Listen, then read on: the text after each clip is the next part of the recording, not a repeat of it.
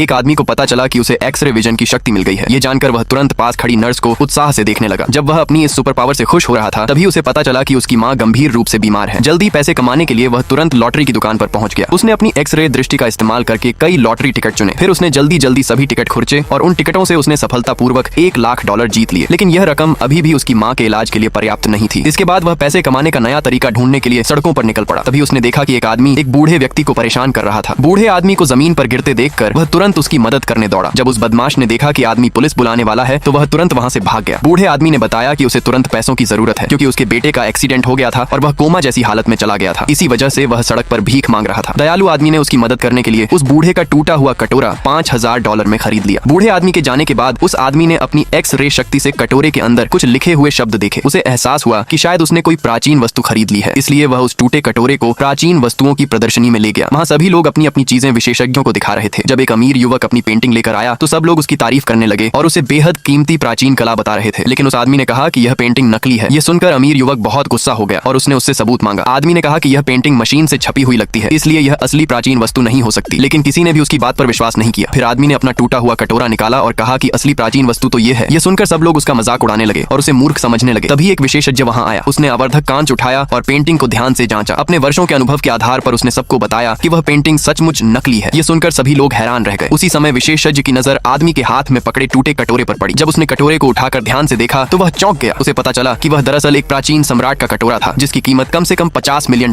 थी।